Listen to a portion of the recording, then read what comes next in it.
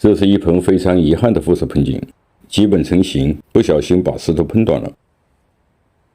这是7年的心血，100两半。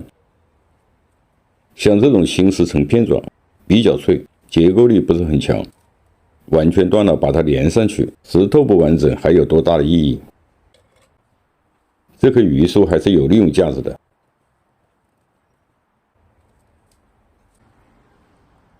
重新配一个盆，试一下，把它改成高铁根是否可行？这棵榆树复式的时间长，根已经完全木质化。怎么去改？先把底部的根按盆的大小要求剪短。像这种要改型的盆景，最好留弧形头。接下来第2步，对这些已经木质化的根做一次矫正手术。这是原来复式定型的部位，树根已经分离，无法形成过渡。做高铁根盆景自不自然，最重要的部位是根干过渡点。树根离场太大，不对根进行裁剪，只能开口。开口的时候要注意深度，形成一个三角形。三角形的宽度是合拢的距离。像这种开口不要一次成型，多锯几次。把树根合拢后，形成流畅的根干过渡线条。用胶带包扎好。高铁根盆景，树根有主次关系。像这2条根，在调整中，副根随主根变化。把这2条根收拢，把铝线做成这种8字环，两边受力，拉合力才会均匀，树根不容易折断。调整树根不仅是将树根调整到理想的角度，还要尽量的避免树根受到伤害。做这种盆景，选用这种底部带几个小孔的盆。这些孔主要是用于固定树桩的。铝线从底部穿入，在底部绕一个圈，这样就把铝线固定了。现在可以调整好树桩在盆中的摆放位置，将铝线缠绕在所要调整的树根上，进行调根。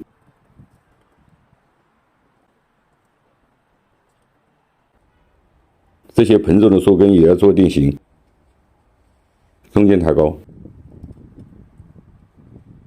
将末端压低固定。这些树根定型后，在下一次换盆时还要做进一步修剪。树根分布均匀，能尽快的恢复吸收能力。榆树成活后不怕水，但种养的时候，像这种根部有结口的树，不要泡水，那样成活率会大打折扣。用这种半湿的土种，这些结口收缩后再补充水。接下来进行调根的第3步，对盘扎后的树根进行调整，主要是按照自己喜欢的树根造型形式处理。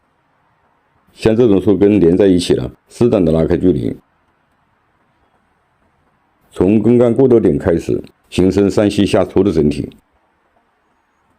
树根能力稳，根之间的开合有度，根干的过渡自然，整体自然流畅，是这种高铁根盆景的调整目标，是要自己去慢慢感悟。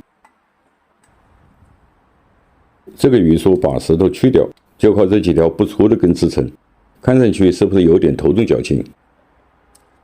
盆景在制作过程中，上下比例不协调是造型中的大忌。去繁就简，按照这个主干线条疏简出枝，减轻上部的负担。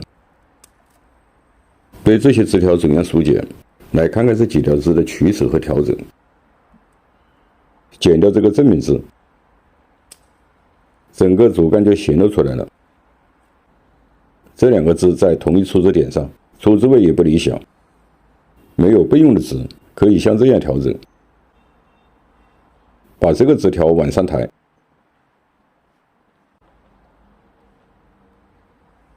做成整个造型的顶枝。这个枝条把它往下压，形成一个向后方向的出枝，轻开一条口，使枝条变软，然后再吊到固定，这样就形成了2个不同方向、不同层次的树枝。等这个树桩完全恢复后，再将它们从这个节点上分离。对于榆树盆景的造型，该剪的枝不要留，像这个枝去枝留弯，才会形成枝条的变化节奏。榆树在形成过渡期间，最好不要进行盘扎。榆树生长快，容易现丝，产生局部肿大变形，也难形成过渡。枝盘形成过程中，1寸双弯主要是剪而不是盘扎出来的。这盆榆树改作后主要是养根，主干及粗枝基本形成，往后的控养方式主要是剪，控制上端粗枝的增粗，用这个枝做主干的延伸，形成主干微微下跌的趋势。对盆景修剪的总体思路，主要是突出主干的变化节奏，主干线条清晰，方向明确，整个盆景造型的意境也就有了5分。我是三全农茶，感谢您的收看，下期见。